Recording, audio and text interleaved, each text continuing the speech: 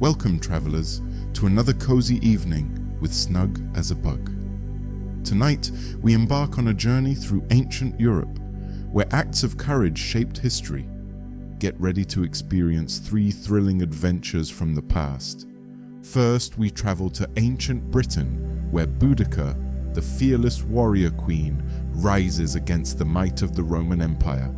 Leading daring raids and fierce battles, Boudica rallies her people to resist the invaders who have taken her land and family.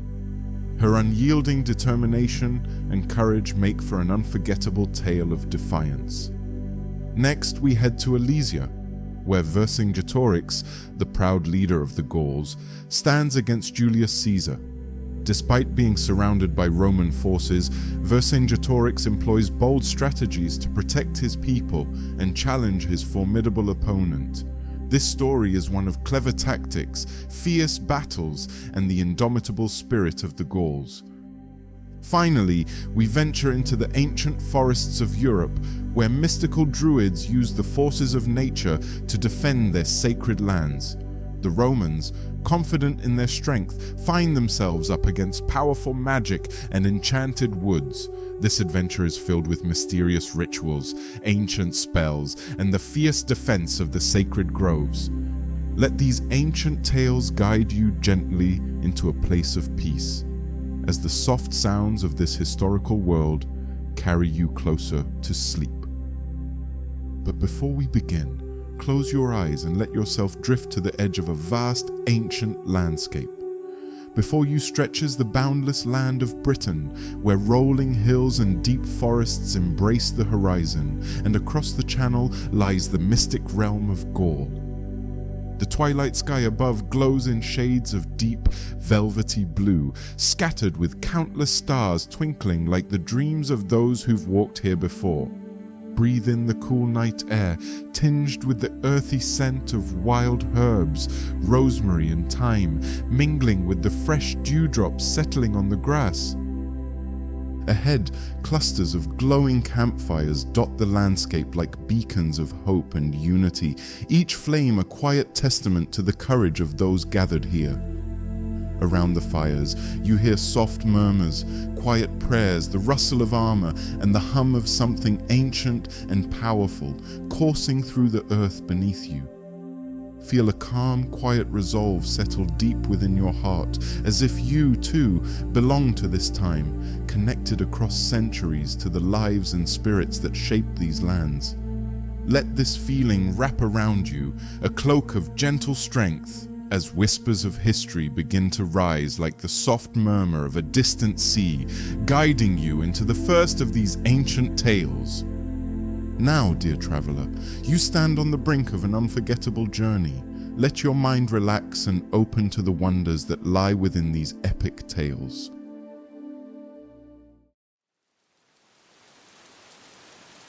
The Capture of Boudica. Chapter 1. The Gathering Storm. Boudica, queen of the Iceni, stood atop a low hill, her piercing gaze fixed on the horizon. The early morning sun bathed her crimson hair in a fiery glow, and her cloak of dark blue wool fluttered in the breeze. Around her, her people gathered, warriors, farmers, women, and children, all with eyes filled with determination and fear. The Romans had pushed them too far, and now it was time to fight back. The quiet resolve in their eyes spoke of a people who had suffered greatly but had not been broken.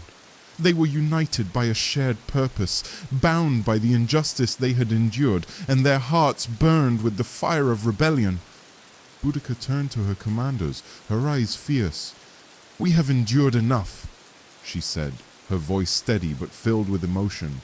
"Our people have suffered, and our lands have been stolen. We will not submit any longer. We fight for our children, for our ancestors, and for our freedom. Are you with me?" Selin, one of her most trusted warriors, nodded, his eyes blazing. "To the end, my queen," he said. "We fight for all that is dear to us." Boudica's daughters, Ileana and Mylis, stood beside her, their young faces hardened by what they had seen. Ileana spoke, her voice determined. We will fight, mother! We will not let their cruelty go unanswered. Boudica smiled, pride swelling in her heart. Then we fight together, she said, for the Iceni, for Britannia. Boudica's husband, Prasutagus, had once walked the uneasy line between submission and rebellion, choosing to ally himself with Rome to protect his people. He had hoped that by cooperating, he could shield the Iceni from the worst of Roman aggression. But when he died, everything changed. The Romans, ignoring his wishes, had seized the Iceni lands, plundering their treasures and treating the people with brutal cruelty. Boudica herself had been scourged, and her daughters violated, their cries echoing in the hearts of the Iceni, igniting a fire that would not be quenched. The time for peace had passed. Only defiance remained. She raised her spear high, her voice echoing through the hills as she called out to her people. "We will not kneel," she cried. "We fight not for conquest, but for freedom, for our children, for our ancestors who rest beneath these hills." Her voice carried with it the weight of generations, the dreams of those who had come before, and the hopes of those who would come after. She looked into the eyes of her people, seeing the reflections of her own determination, and she knew that this was a moment that would be remembered for centuries. The people roared in response, their voices rising as one, a chorus of fury and hope. The sound carried across the land, rippling through the grasslands and disturbing the crows perched on ancient oaks. It was as if the land itself responded to their cry, the wind rising to carry their defiance far and wide. The storm was gathering, and the Romans would soon learn the price of their arrogance. This was not just a fight for survival, it was a fight for the soul of Britannia. Boudica's heart swelled with pride as she looked upon her people, each of them ready to sacrifice everything for the freedom of their homeland. Chapter 2. The Flames of Rebellion. Boudica led her people with the strength of a lioness, her chariot tearing across the fields of Britannia, her daughters standing beside her as symbols of resilience and unbroken spirit. Her eyes burned with a fierce light, and her presence alone seemed to inspire those around her. Her army grew with every village she passed, men and women alike taking up whatever weapons they could find, spears, clubs, even farming tools. They moved like a wave, their anger giving them strength, their love for their homeland giving them courage. The air was thick with the scent of determination and the promise of vengeance. As they reached the outskirts of Camulodunum, Boudica halted her chariot and turned to her warriors. "Look upon this place," she said, her voice carrying over the gathered crowd. "This was once our land, our sacred ground, and the Romans have desecrated it with their arrogance. Today we reclaim what is ours. Let the flames of our rebellion burn bright, and let them know that we will not be silenced." Era, a fierce warrior who had fought beside Boudica since the beginning, stepped forward. "We fight for our families, for those they have wronged," she said, her voice trembling with emotion. "We will make them pay for every injustice." Boudica nodded, her eyes meeting those of her people. "Together we will show them the power of a people united," she said. "Let us remind them that Britannia belongs to us." They struck swiftly and without mercy, laying waste to the Roman settlements of Camulodunum and Londinium. Flames roared into the sky as the cities were reduced to ash. The Roman oppressors fled before them, and for a time it seemed as though Boudica's rebellion might succeed. Her warriors cheered her name, and the people spoke of her as a goddess of war, the embodiment of Britannia's untamed spirit. The streets of the Roman settlements ran red, and the air was filled with the acrid scent of smoke and vengeance. The cries of the fleeing Romans echoed through the night, and for a brief moment Boudica allowed herself to believe that they might truly be free. But even as the fires of rebellion burned bright, shadows loomed on the horizon. The Romans were regrouping, gathering their legions to strike back with cold precision. They were led by the cunning governor, Suetonius Paulinus, a man who knew that the strength of Rome lay in its discipline, its unwavering order. He had no illusions about the difficulty of the task before him, but he also knew that the Roman legions were trained to face such challenges without fear or hesitation. He would crush this rebellion just as Rome had crushed so many before. Boudica's spies brought word of the Roman preparations, and the queen knew the time for celebration was over. She gathered her people, her voice steady and filled with purpose. "We have struck a blow against our oppressors, but this fight is far from over.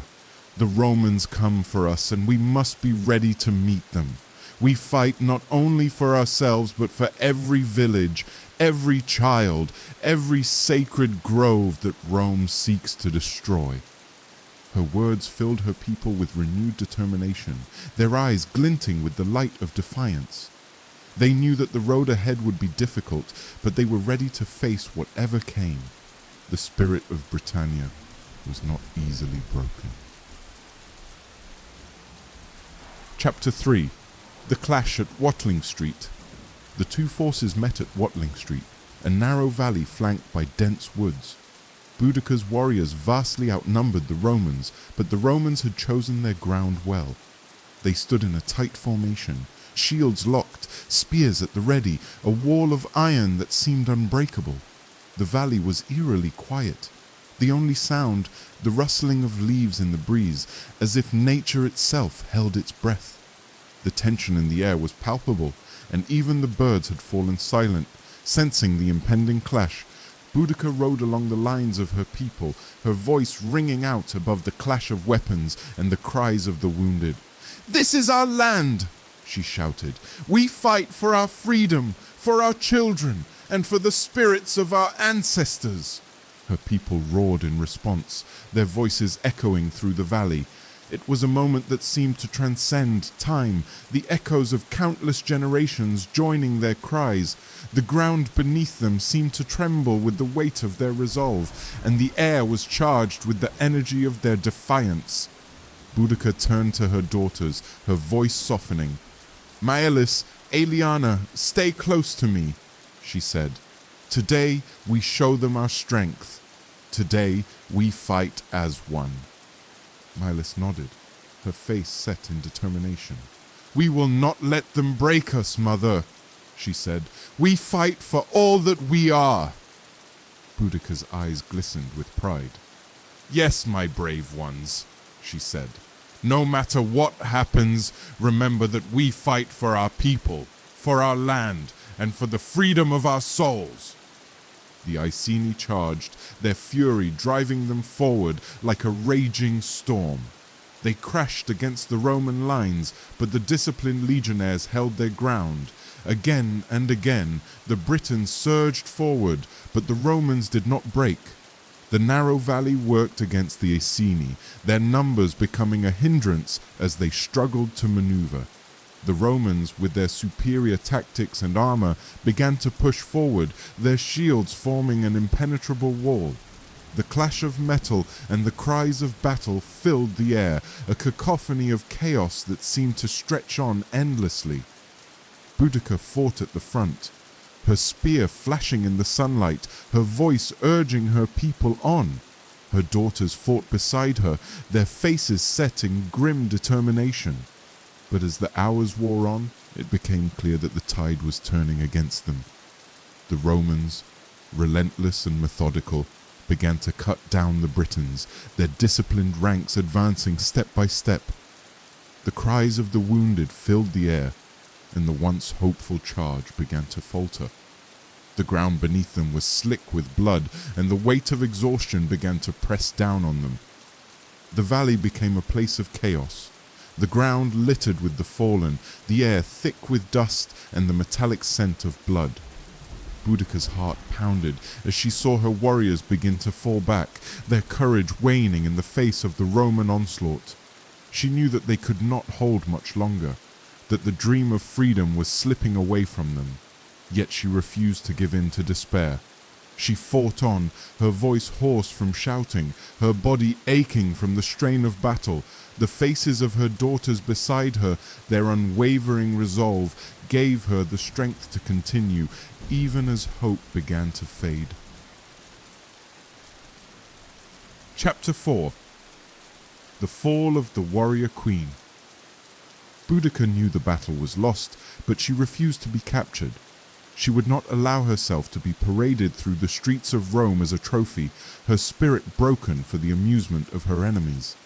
She gathered her daughters close, their faces pale but determined. Together they fled the battlefield, the cries of their people echoing in their ears, a haunting reminder of what had been lost. The sound of the Roman advance grew fainter as they rode, but the weight of defeat was heavy on Boudica's heart. Eliana looked up at her mother, her voice trembling. "What will happen to our people, mother?" she asked. Boudica clenched her jaw, her eyes filled with pain. "They will carry on," she said. "The Romans may take our land, but they will never take our spirit. We have given them something they will never forget." Milas wiped her tears, her voice resolute. "We will be remembered, won't we? Our fight will not be in vain." Boudica pulled her daughters closer, her voice breaking. "Yes, my loves," she whispered. "Our fight will live on in the hearts of our people. We may fall today, but our spirit will never die." At dawn, they stopped by a quiet glade, the air still and heavy with the scent of earth and pine. Boudica dismounted, her legs trembling with exhaustion. She looked at her daughters, their eyes filled with tears, and she knew what she had to do. She could not allow them to fall into Roman hands. She could not let their spirits be crushed by the chains of the empire. She embraced them, holding them close, her heart breaking at the thought of what was to come. With a heavy heart, Boudica took the vial of poison she had carried with her, a gift from a Druid who had foreseen this day. She held her daughters close, her voice breaking as she whispered to them, "We are free, my loves. No Roman will ever own us." Together they drank the poison, their bodies sinking to the forest floor, their spirits soaring free. The wind rustled through the trees as if the forest itself was mourning their passing, and the first light of dawn bathed them in a gentle glow, a final blessing from the land they had fought to protect. The birds began to sing, their song a mournful tribute to the fallen queen and her daughters, and the glade seemed to hold its breath, honoring their sacrifice. Chapter 5. The Legacy of Boudica. The Romans found them there, lying beneath the ancient oaks, their faces peaceful in death. Suetonius Paullinus stood over them, his face a mask of stone. He knew that though Boudica was gone, her spirit would live on. The rebellion had been crushed, but the Britons would never be truly conquered. The land itself seemed to mourn her loss, the wind whispering her name through the trees, the earth holding her memory within its depths. The sun shone down upon them, casting a warm glow over their still forms, as if the land itself sought to protect them, even in death. One of Suetonius's captains approached, his voice low. "The queen is dead, governor. What shall we do with the bodies?" Suetonius paused, his gaze fixed on Boudica.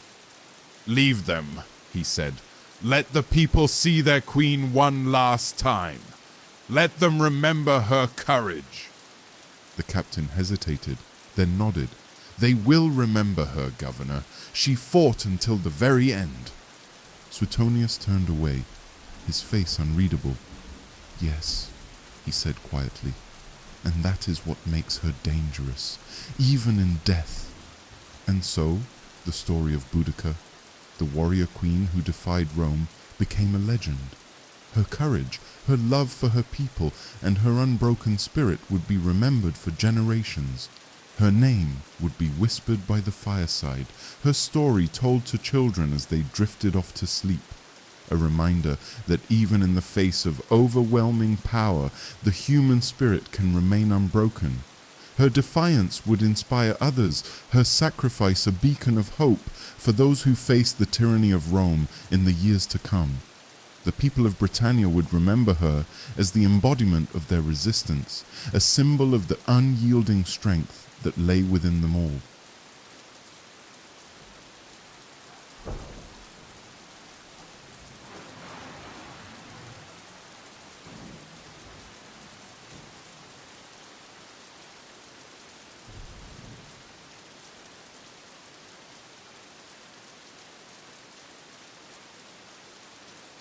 The Siege of Alesia, Vercingetorix versus Caesar. Chapter 1. The Leader of Gaul. Vercingetorix stood on the battlements of Alesia, his eyes scanning the horizon. The Roman encampment stretched out below, an endless mass of tents, soldiers, and siege weapons. His heart pounded, but his face remained calm, his expression resolute. He knew that this was the last stand for the Gauls. The tribes had come together, united under his leadership, and now they would either triumph or fall together. His second in command, Druid, approached, his brow furrowed with concern. "The Romans are preparing their siege lines, Vercingetorix," he said, his voice low. "Their numbers are overwhelming. Do we have enough supplies to outlast them?" Vercingetorix turned to face his friend, his eyes fierce. "We have more than supplies, Druid," he replied. "We have our people, our courage, and our knowledge of this land. Caesar may have his legions, but we have the spirit of Gaul. We fight for our freedom, for our children, and for the memory of those who have already fallen." Druid nodded, though the worry did not leave his eyes. "The tribes are with you, my lord. They trust in your leadership, but Caesar is relentless. He will not stop until he has crushed us." Vercingetorix placed a hand on Druid's shoulder. "Then let him come. We will make him pay dearly for every step he takes. We have fought too long and lost too much to give in now. We will show Caesar that the spirit of Gaul cannot be broken." As the sun began to set, Vercingetorix looked out over the hills, the distant fires of the Roman camp flickering like stars on the ground. He knew that the days ahead would test them all, that the odds were against them, but he also knew that they could not afford to falter. The fate of Gaul rested on his shoulders, and he would not let his people down.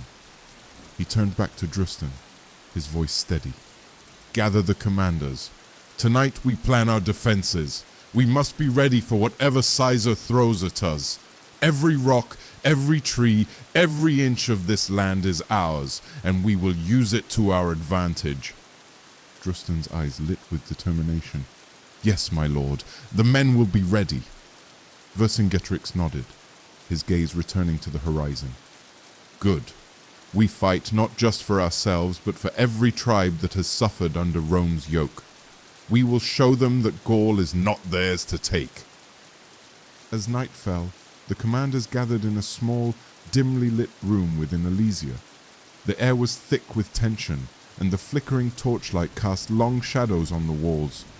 Vercingetorix stood at the head of the table, his eyes scanning the faces of his trusted warriors. They were weary, but their resolve remained unbroken. "We must use every advantage we have," Vercingetorix began, his voice steady.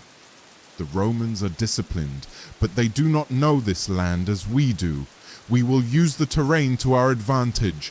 We will strike at their supply lines, harass their foraging parties, and make them pay for every inch they try to take." One of the commanders, a grizzled veteran named Caradoc, spoke up. "The people are scared, my lord. They fear the Romans will breach the walls." Vercingetorix met Caradoc's gaze, his eyes filled with determination.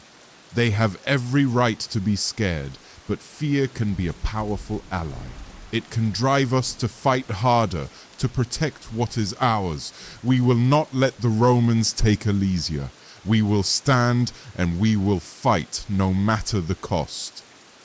The room fell silent, the weight of Vercingetorix's words sinking in. The commanders nodded, their faces set with grim determination. They knew the odds were against them, but they also knew that they could not afford to give up. The fate of their people rested on their shoulders, and they would fight until the end. Chapter 2. Caesar's Siege. Julius Caesar stood at the center of his camp, surrounded by his officers. The camp buzzed with activity as legionnaires moved to and fro, preparing for the coming siege. Caesar's face was calm, his eyes sharp as he surveyed the preparations. He had come too far, fought too many battles to allow a single hilltop town to stand in his way.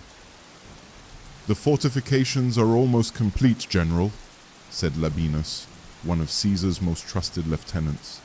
"The outer circumvallation is secure, and the inner lines are being reinforced. Vercingetorix and his men are trapped. It is only a matter of time." Caesar nodded, his eyes narrowing as he looked toward Alesia. "Vercingetorix is a cunning leader," he said. "He knows the land, and he has the loyalty of his people. But he has made a mistake in choosing to face us here. He believes he can outlast us, that his fortifications and his knowledge of the terrain will save him. But he underestimates the resolve of Rome. We will starve them out, and when they are weak, we will crush them." Labienus hesitated for a moment before speaking. "The Gauls have sent for reinforcements, General. Reports suggest that a large force is gathering to break the siege." Caesar's eyes hardened. "Let them come. We will face them, and we will defeat them. The Gauls fight with passion, but we fight with discipline and purpose. We will build our lines, and we will hold them. Vercingetorix may be the hero of the Gauls, but I am the sword of Rome." He turned to his officers, his voice rising. "Make sure every man knows his place. We will not allow a single breach. The fate of Gaul is at stake, and we will not falter." As the officers dispersed, Caesar looked toward Alesia, his eyes filled with determination. He knew that the battle ahead would be fierce, but he was ready. He had faced countless enemies in his quest to bring Gaul under Roman control, and he would not be stopped now. The siege of Alesia would be his crowning achievement, the final act in his conquest of Gaul. He walked through the camp, his presence commanding respect. Soldiers saluted as he passed, their eyes filled with a mixture of awe and fear. Caesar paused near the siege engines, watching as the engineers made final adjustments. The massive contraptions loomed over the camp, ready to unleash their fury upon Alesia. "The men know what is at stake, General," Labienus said, rejoining Caesar. "They are prepared to give everything for Rome." Caesar nodded, his gaze unwavering. "And they will. Today, we will show the Gauls the true power of Rome. We will crush their spirit and secure our place in history." As night fell, Caesar gathered his officers around a large map spread out on a wooden table. The flickering torchlight cast long shadows over the parchment, the lines and symbols representing the complex fortifications that surrounded Alesia. "Our lines are strong," Caesar said, his voice steady. "We have built not one, but 2 walls, one to keep Vercingetorix in, and one to keep any reinforcements out. The Gauls think they can break us, but they do not understand the resolve of Rome. We will hold these lines no matter what." Labienus nodded, his eyes scanning the map. "The men are ready, General. We have fortified our positions, and the cavalry is prepared to counter any breakthrough attempts." Caesar's eyes narrowed as he looked at the map. "Good. We must be vigilant. Vercingetorix is a clever adversary, and he will try to exploit any weakness, but we will not give him that opportunity. We will tighten the noose around Alesia until they have no choice but to surrender." Chapter 3. The Struggle for Survival. Days turned into weeks, and the siege of Alesia dragged on. Within the walls of the town, the Gauls grew weary. Food supplies dwindled, and the cries of hungry children echoed through the narrow streets. Vercingetorix moved among his people, offering words of encouragement, his presence a beacon of hope in the midst of despair. One evening, as the sun dipped below the horizon, Vercingetorix gathered his commanders in the central hall of Alesia. The air was thick with tension, the faces of the men around him etched with worry. "We cannot hold out much longer," said Drustan, his voice filled with frustration. "The people are starving, and morale is fading. If the reinforcements do not arrive soon, we will be forced to surrender." Vercingetorix's jaw tightened, his eyes flashing with determination. "We will not surrender," he said firmly. "We have sent word to the tribes, and they will come. They know what is at stake. We must hold on a little longer. Every day we resist is a victory. Every moment we delay Caesar is a blow against Rome." A young warrior named Brennus spoke up, his voice filled with emotion. "My family is among those starving, my lord. I will fight to the last breath, but I fear for them." Vercingetorix placed a hand on Brennus's shoulder. "I know, Brennus. We all have loved ones we wish to protect, but we must remain strong. If we falter now, all that we have fought for will be lost. We fight not just for ourselves, but for the future of Gaul. Our ancestors watch over us, and we must honor their memory by standing firm." The commanders nodded, their resolve strengthened by Vercingetorix's words. Though the situation was dire, they knew they could not afford to give up. The fate of their people rested on their shoulders, and they would fight until the end. Vercingetorix looked at each of his commanders, his eyes filled with determination. "We will find a way," he said. "We must hold on until our kin arrive. Every man, every woman, and every child is counting on us. We cannot fail them." The days dragged on, each one more difficult than the last. The Gauls rationed what little food they had left, and the mood within Alesia grew increasingly grim. Vercingetorix could see the fear in the eyes of his people, the way mothers clutched their children close, their faces gaunt with hunger. He knew that they were reaching their breaking point, but he also knew that they could not afford to give in. One evening, as the sun dipped below the horizon, Vercingetorix stood atop the battlements, looking out over the Roman camp. The fires of the enemy stretched out before him, a sea of orange flickering in the growing darkness. He could see the silhouettes of the Roman soldiers moving among the tents, their armor glinting in the firelight. It was a sight that filled him with both anger and determination. Drustan joined him, his face etched with worry. "The people are growing desperate, my lord. They are asking how much longer we must endure this." Vercingetorix took a deep breath, his eyes never leaving the Roman camp. "We must endure as long as it takes, Drustan. We cannot let Caesar win. If we surrender, everything we have fought for will be lost. The tribes are coming. We just need to hold on a little longer." Drustan nodded, though his expression remained grim. "The men are ready to fight, my lord. They will follow you to the end." Vercingetorix turned to his friend, his eyes filled with gratitude. "And I am grateful for their loyalty. We fight not just for ourselves, but for the future of Gaul. We will stand and we will fight, no matter the cost." Chapter 4. The Gallic Reinforcements. One morning, the sound of distant horns echoed across the hills. The Gauls within Alesia rushed to the battlements, their hearts pounding with hope. In the distance they could see the banners of the Gallic reinforcements, a vast army gathered to break the Roman siege.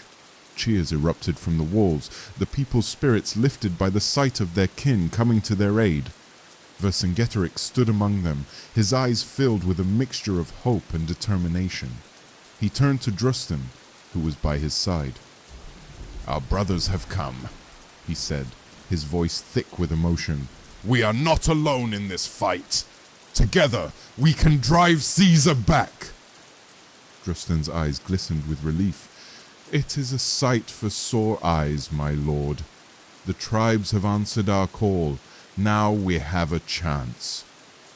Vercingetorix nodded, his heart swelling with renewed determination. He raised his voice, addressing the people of Alesia. Our kin have come to our aid. We will fight with them side by side, and we will show Caesar that Gaul will not be conquered so easily. Stand strong, my friends. The day of our victory draws near. The people cheered, their voices echoing across the hills. They watched as the Gallic reinforcements advanced, ready to take on the Romans and break the siege. Hope surged through the defenders of Alesia, their spirits lifted by the sight of their allies. But Caesar was prepared. From his vantage point in the Roman camp, he watched the approaching Gallic army with a steely gaze. He knew that this was the moment of truth.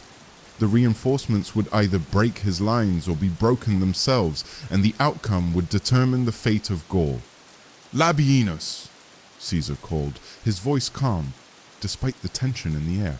Prepare the men.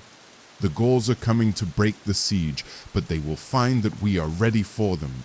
We will hold our lines and crush them, just as we have crushed every other force that has dared to stand against Rome. Labienus saluted, his face set in determination. It will be done, General. The men are ready, and we will not allow a single breach.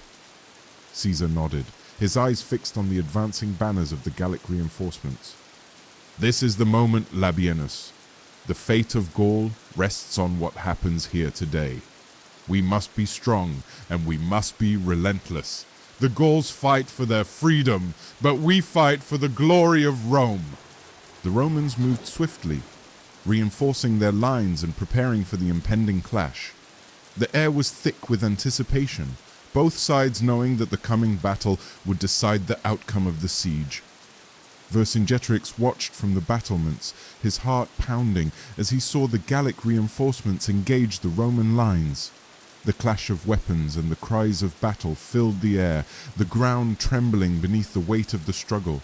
He could see the courage of his people, the way they fought with everything they had, but he could also see the discipline of the Roman soldiers, their formations holding firm against the onslaught. Drustan joined him, his face filled with both hope and fear. They are fighting bravely, my lord, but the Romans are well prepared. Vercingetorix clenched his jaw, his eyes never leaving the battlefield. We must believe in them, Drustan. They have come to save us, and we must do everything we can to support them. Ready the men, we will make our move when the time is right. Drustan nodded, his eyes shining with determination. Yes, my lord, we will be ready. As the battle raged on, the Gallic reinforcements pushed against the Roman lines, their courage and determination driving them forward. But the Romans were relentless, their discipline and training allowing them to hold their ground. The clash between the two forces was fierce, neither side willing to give an inch. Vercingetorix knew that this was their moment. He turned to his commanders, his voice filled with urgency. The time is now. We must strike while the Romans are engaged. We will join our brothers and break through their lines. For Gaul! The Gauls within Alesia erupted in cheers, their spirits lifted by Vercingetorix's words. They gathered their weapons, their hearts filled with hope as they prepared to join the battle. The gates of Alesia opened, and the warriors surged forward, their voices echoing across the battlefield as they charged toward the Roman lines. The clash was intense, the Gauls fighting with everything they had, their determination driving them forward. The Romans, caught between the two Gallic forces, fought fiercely to hold their ground. The air was filled with the sound of clashing swords, the cries of the wounded, and the roar of battle. But Caesar had anticipated this move. He had held a reserve of his best legionnaires, and now he unleashed them, their disciplined ranks moving to reinforce the beleaguered Roman lines. The Gauls, already weary from the prolonged siege, began to falter under the renewed assault. Vercingetorix fought at the front, his sword flashing in the sunlight as he urged his people on. "For Gaul! For freedom!" he shouted, his voice carrying over the din of battle. But even as he fought, he could see the tide turning against them.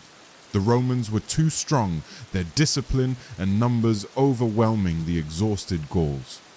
Drusten fought by his side, his face set with grim determination. "We cannot hold, my lord. There are too many Romans." Vercingetorix's heart ached as he looked around at his people, their faces filled with fear and desperation. He knew that they had given everything, that they had fought with all their strength, but it was not enough.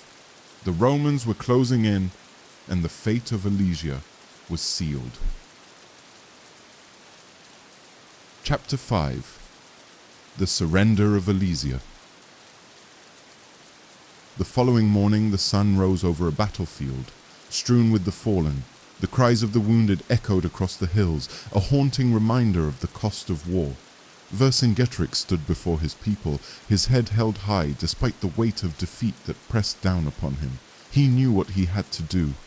He turned to Drusten, his voice steady. "Gather the people. I will go to Caesar. It is time to end this." Drusten's eyes filled with tears, but he nodded. "You are a true leader, Vercingetorix. Your courage will not be forgotten." Vercingetorix took a deep breath, his heart heavy as he made his way through the streets of Alesia. The people watched in silence, their eyes filled with sorrow and gratitude. He had led them with strength and courage, and now he would sacrifice himself to save them. As he approached the Roman camp, he was met by a group of legionnaires who escorted him to Caesar's tent. The Roman general stood waiting, his expression unreadable as Vercingetorix entered. For a moment, the two men locked eyes, one the conqueror, the other the defeated. Vercingetorix knelt before Caesar, his voice steady as he spoke. "I am Vercingetorix, leader of the Gauls. I surrender to you, Julius Caesar, in the hope that you will show mercy to my people." Caesar regarded him for a long moment, his eyes cold. He had won, and the fate of Gaul was now in his hands. "You fought bravely, Vercingetorix," he said finally, "but Rome does not forget those who resist her. Your people will be spared, but you will face the consequences of your defiance." Vercingetorix nodded, his heart heavy but his spirit unbroken. He had done what he could for his people, and though he would not live to see it, he knew that the spirit of Gaul would endure. He had fought for their freedom, and his name would be remembered as a symbol of resistance against tyranny.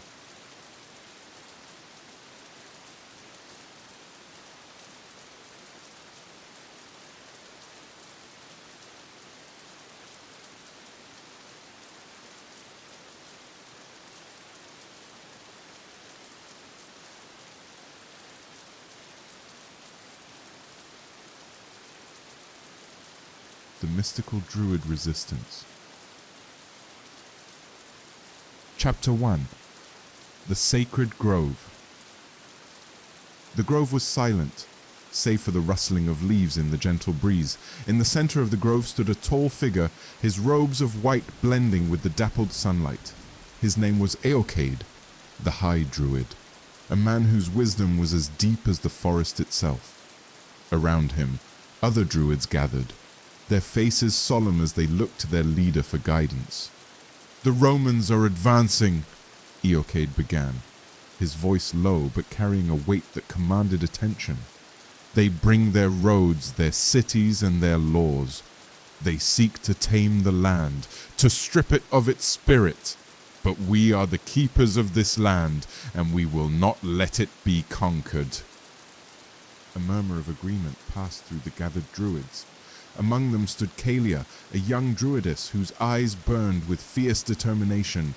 "We have the power of the earth on our side," she said, her voice clear. "The Romans may have their legions, but they do not understand the magic of this land. We must use our knowledge, our connection to the earth, to resist them." Eocade nodded, his eyes meeting Kalia's. "You speak true, Kalia. The power of the earth is strong, but it requires sacrifice. The Romans are relentless, and they will not stop until they have taken everything. We must be prepared to fight, not just with our magic, but with our hearts and our courage." The Druids fell silent, each of them feeling the weight of Eochaid's words. They knew that the days ahead would be difficult, that the Romans were a force unlike any they had faced before, but they also knew that they could not stand by and watch as their sacred lands were destroyed. They would fight, and they would do so with every ounce of strength they possessed. Eochaid raised his staff, the tip adorned with a cluster of sacred mistletoe, and spoke once more, his voice resonating with conviction. "Tonight we will perform the rite of protection. We will call upon the spirits of our ancestors, and we will fortify this land with our magic. The Romans may bring their swords and their shields, but we have the power of the earth itself. Gather what you need, for tonight we stand as one, united in our purpose."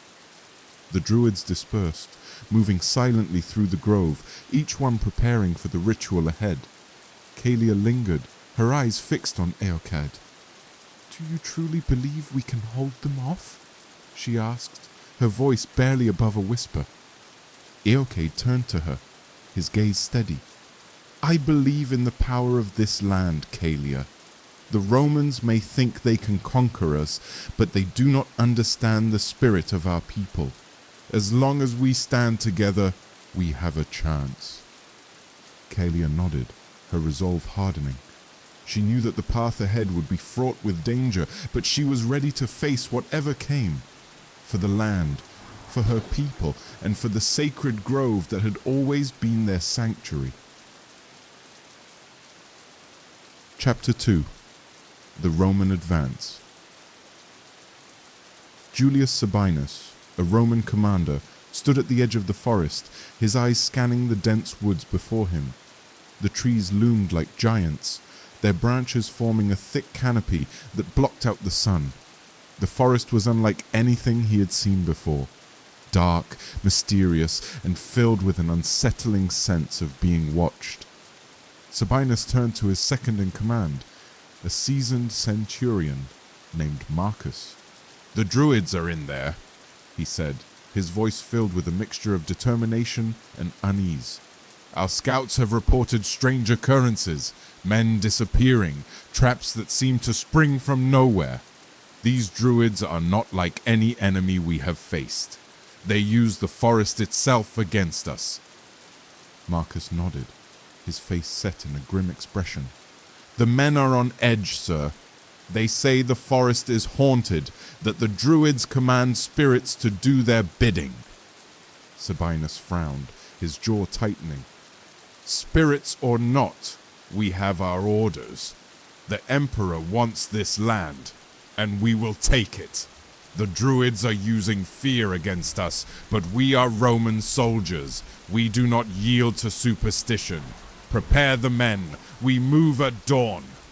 The centurion saluted and turned to relay the orders, leaving Sabinus to stare into the depths of the forest. He could not deny the sense of unease that gripped him, the feeling that they were stepping into something far greater than themselves, but he pushed the thought aside. They were Romans, and they would not be deterred by shadows and whispers. As night fell, the Roman camp settled into an uneasy silence. The soldiers huddled around their campfires, their faces illuminated by the flickering flames. The forest loomed around them, an impenetrable wall of darkness. The men spoke in hushed tones, sharing stories of strange sights and sounds, glimpses of figures moving between the trees, whispers that seemed to come from nowhere. Marcus approached Sabinus, his expression grim. "The men are restless, Commander. They fear what lies within the forest. Some say they have seen shadows moving, heard voices that do not belong to any of us." Sabinus clenched his jaw, his eyes narrowing. "Fear is a weapon the Druids use against us. We must not give in to it. Tomorrow we will march into that forest, and we will root them out. Remind the men that they are soldiers of Rome. We do not yield to fear." Marcus nodded, though the unease in his eyes remained. He turned and walked away, leaving Sabinus to stare into the darkness. The commander could not shake the feeling that they were stepping into something far beyond their understanding, but he knew that they had no choice. The emperor had ordered the conquest of this land, and he would see it done, no matter the cost. Chapter 3. The Power of the Forest. As dawn broke, the Roman legions moved into the forest, their shields held high, their swords ready. The air was thick with tension, every rustle of leaves sending a ripple of unease through the ranks. The Druids watched from the shadows, their eyes filled with a mixture of fear and determination. They knew that this was the moment they had been preparing for. Yochai stood at the edge of the sacred grove, his eyes closed as he whispered a prayer to the spirits of the forest. "Great spirits of the earth, hear our call. Protect this land, protect your children, guide our hands and give us strength." Beside him, Kalia knelt, her hands pressed against the earth. She could feel the power of the land beneath her, the pulse of life that ran through the roots of the trees, through the soil and the stones. It was a power that was ancient, far older than the Romans who now sought to conquer it. The Druids began to chant, their voices rising in unison, a haunting melody that seemed to blend with the rustling of the leaves and the calls of the birds. The ground beneath the Roman soldiers began to tremble, the roots of the trees twisting and writhing as if alive. The soldiers stumbled, their formation breaking as they tried to keep their footing. Sabinus watched in disbelief as the forest seemed to come alive around them. Trees swayed, their branches reaching down like grasping hands, while the ground beneath their feet shifted and buckled. "Hold the line!" he shouted, his voice barely audible over the chaos. "Do not let them break you!" But the forest was relentless. Vines shot out from the underbrush, wrapping around the legs of the soldiers, pulling them to the ground. The Druids moved among the trees, their robes blending with the shadows, their eyes filled with fierce determination. They struck quickly, using the element of surprise to their advantage, their knowledge of the forest allowing them to move unseen. Kalia moved with a grace that seemed almost otherworldly, her staff in hand as she struck at the Roman soldiers. She could feel the power of the earth flowing through her, guiding her movements, giving her strength. She knew that they could not hold the Romans back forever, but they could make them pay dearly for every step they took. The cries of the Romans echoed through the forest, their disciplined ranks struggling against an enemy they could not see. The Druids moved like phantoms, striking and disappearing before the soldiers could react. Sabinus fought to keep his men together, his voice hoarse from shouting orders, but the forest was against them, and the Druids fought with a fury that seemed to come from the earth itself. Chapter 4. The Cost of Resistance. The battle raged on, the forest echoing with the sounds of clashing swords, the cries of the wounded, and the chants of the Druids. The Romans fought with discipline, their training allowing them to hold their ground despite the chaos around them. But the Druids fought with a fierceness that came from knowing that they were fighting for their home, for their way of life. Eochaid moved among his people, his presence a source of strength and reassurance. He could see the exhaustion in their faces, the way their movements were beginning to slow. The power of the forest was great, but it was not limitless. And the Druids were beginning to feel the strain of their efforts. He turned to Kalia, who was fighting nearby, her face streaked with dirt and sweat. "We must fall back," he called to her, his voice filled with a mixture of sorrow and determination. "We cannot hold them here. We must protect the sacred grove." Kalia's eyes filled with tears, her heart breaking at the thought of retreating. "But if we fall back, they will take the forest," she said, her voice trembling. "Everything we have fought for will be lost." Eochaid placed a hand on her shoulder, his eyes filled with compassion. The forest is more than just the trees, Kalia. It is the spirit of our people, and that spirit cannot be conquered. We will live to fight another day. The Romans may take this land, but they will never take our hearts. Reluctantly, Kalia nodded, her eyes filled with a mixture of grief and determination. She raised her staff, her voice ringing out over the chaos. Fall back! To the grove! We must protect the sacred grove! The Druids began to retreat, their movements swift and coordinated. They moved through the forest like shadows, disappearing into the underbrush, their knowledge of the land allowing them to evade the pursuing Romans. Sabinus watched as the Druids vanished, his heart filled with a mixture of relief and frustration. They had won the battle, but he knew that the war was far from over. As the Druids retreated, they moved with a heavy heart, knowing that the sacred land they cherished was being trampled by the Romans. The forest, once filled with magic and serenity, was now marred by the scars of battle. Kalia glanced back, her eyes lingering on the destruction. She clenched her fists, vowing that they would return, that they would not let this be the end. Chapter 5. The Sacred Grove Defended. The Druids gathered in the sacred grove, their faces etched with exhaustion and sorrow. They had fought bravely, but they knew that the Romans would not stop until they had taken everything.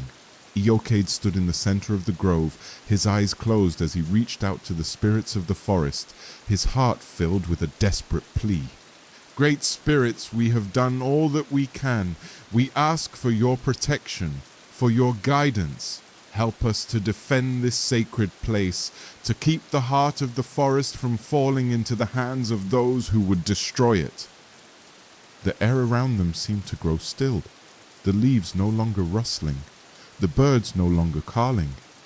It was as if the forest itself was holding its breath, waiting, listening. Slowly, a sense of calm began to settle over the grove, a feeling of peace that seemed to come from the very earth itself. Kalia looked to Eochaid, her eyes filled with a mixture of hope and fear. "What do we do now, my lord?" she asked, her voice barely a whisper. Eochaid opened his eyes, his gaze steady. "We wait, Kalia.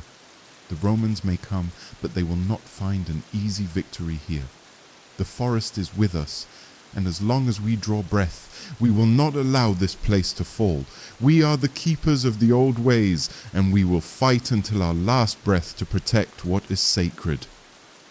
The Druids nodded, their resolve strengthened by Eochaid's words. They knew that the days ahead would be difficult, that they would face challenges unlike any they had known before, but they also knew that they were not alone. The spirits of the forest were with them, and as long as they stood together, they would continue to resist. As night fell, the Druids gathered around a fire in the center of the grove. They sang songs of their ancestors, their voices rising into the night sky, a tribute to the spirits of the land. The flames flickered, casting shadows on the standing stones that encircled the grove, their ancient symbols glowing in the firelight. Eochaid spoke, his voice carrying over the crackling of the fire. "This grove is our heart, our sanctuary. The Romans may have taken much from us, but they will never take our spirit. We will continue to fight, to protect what is sacred. The forest is alive, and as long as we believe, it will protect us." Kalia looked around at her fellow Druids, their faces illuminated by the firelight. She could see the weariness in their eyes, but also the determination. They had lost much, but they still had each other, and they still had the sacred grove. The battle was far from over, but they would not give up. They were the keepers of the old ways, and they would fight until the end.